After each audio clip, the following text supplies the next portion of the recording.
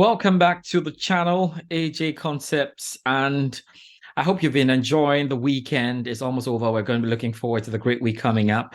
But as we do it here on the channel, we always bring you the weekend update on what has happened with the Ghanaian players. It's absolutely impossible to give you taps on everything that happened on Ghanaian players.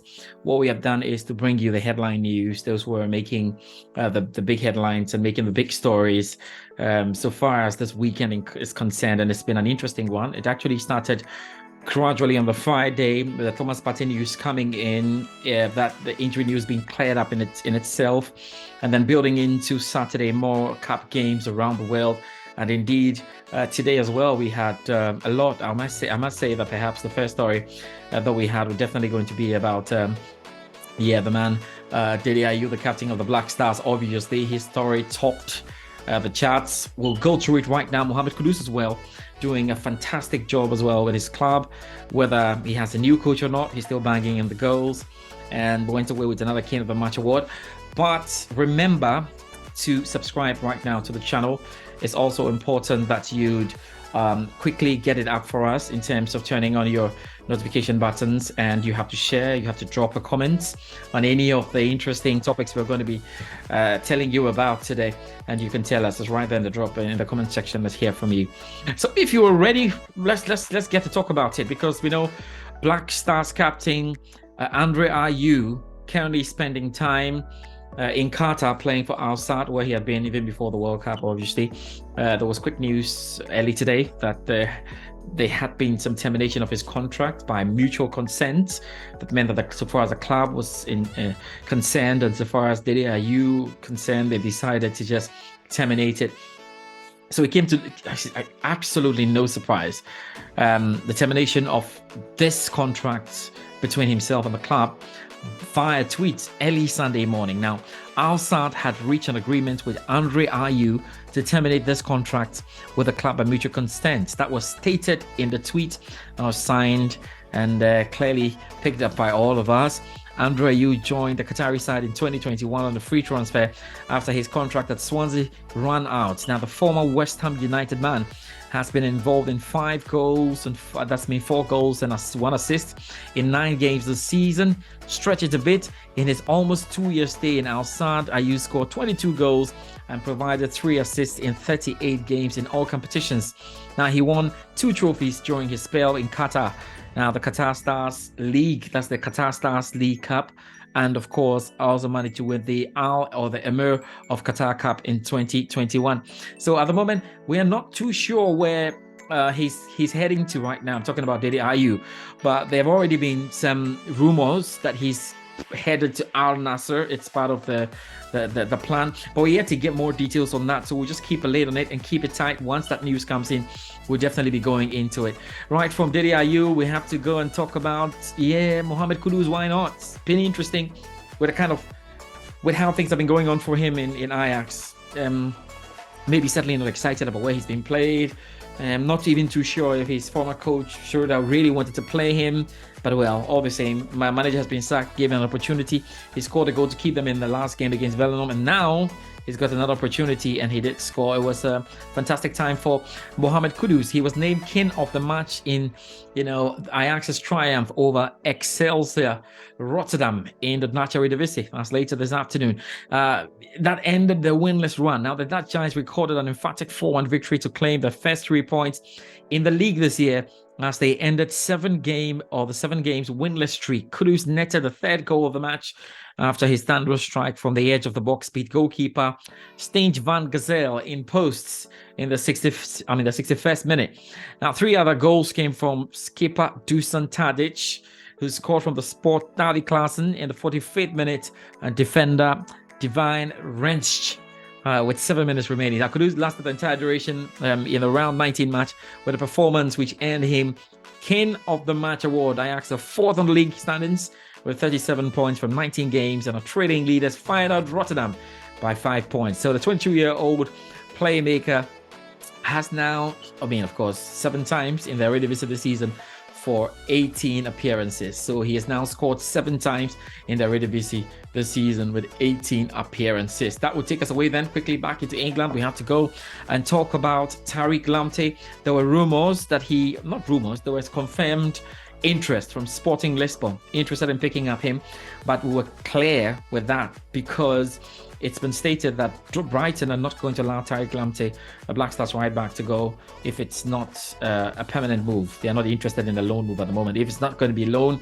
then he's going to stay at Brighton. And so then what happened? Brighton managed to knock out Liverpool from the FA Cup. Interesting. Roberto De Zerbi has actually indicated he wants Tariq Lamptey to stay with Brighton amid a mounting transfer interest in the wingback.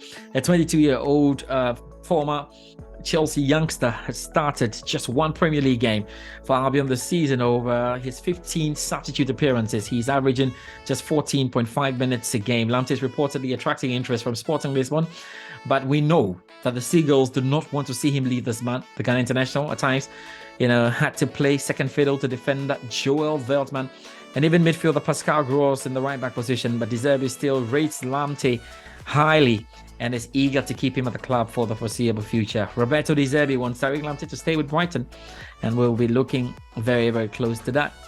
Yes, we saw him as well. It was good. Brighton beating Liverpool by 2-1 and moving straight into the next stage of the competition, which is absolutely great for them. Next, still connection with England, we have to talk about Kamaldeen Sulemana. There's been a lot of it. Interest from Everton, wanted to pick Kamaldeen Sulemana on loan, didn't work out. Not sure Everton have the cash for it. It's been rolled. Now it looks like there is something developing quietly there with Southampton. Now, because the Southampton boss Nathan Jones has made no secret of his desire to add extra quality to his squad as Saints push to add a forward before the deadline. Now, the Saints are looking to add potency to the attack, having scored 17 goals in 20 Premier League games so far, with, of course, Adams as the club's top scorer with 8 goals in all competition to date this term. Now, time is running out in the January transfer window to make further additions, with the Saints having already bought 3 players this month. Croatian international winger Mislav Orsic, Argentinian midfielder Carlos Alcaraz, and right back James Bree.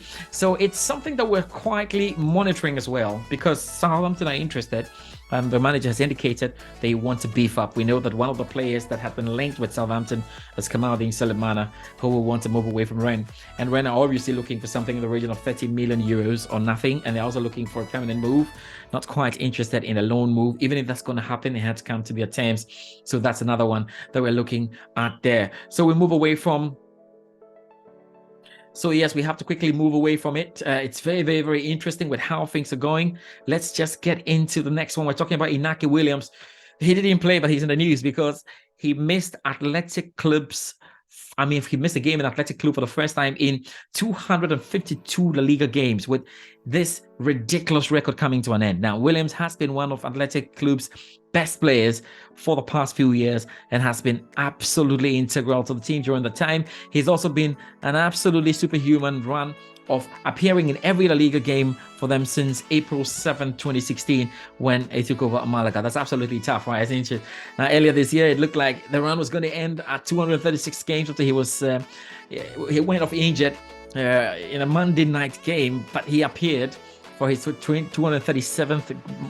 But he appeared for his 237th match in just a row.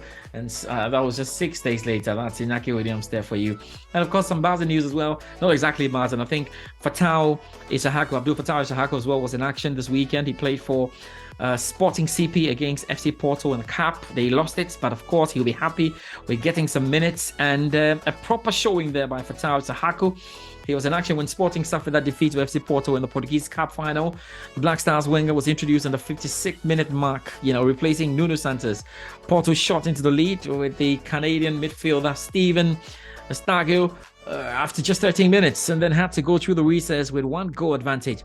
After the break, Sporting Lisbon were reduced to 10 men with 18 minutes remaining when Paulino was shown a second yellow card. Porto sealed the victory in the 86th minute through Ivan Macano to lift the Portuguese Cup at Liera. Now, the enterprising winger, we're talking about Abdul Fatawu Issahaku, has struggled for playing time since joining the Portuguese club early 2022. He'll have to impress manager Ruben Amorim to command a starting role in the team. That's obviously been a thing. He's been learning. It's been a huge jump for him. Hopefully, he'll try and settle and get things done. So it was an absolutely great week in terms of the big stories that have come out. Hell, of course, the Black Galaxies were knocked out of Chan. You can check about it. We have a full report on it on the channel. And then, of course, the likes of Daniel Amate featured as well, as Leicester City managed to go to the next stage of the FA Cup. So it's generally been okay. It's generally been good. Mohamed Kudus to Southampton playing FA Cup. It's generally been okay from what we have seen. And those who have made the headlines, we've just told you about it. Thank you very much for joining us. Remember to subscribe to this channel if you're watching us for the first time. Also, don't forget to turn on your notification button, share, and drop your comments in that comment section. Well, we're definitely back, of course, very, very soon with another episode of Something Great. What a weekend it was.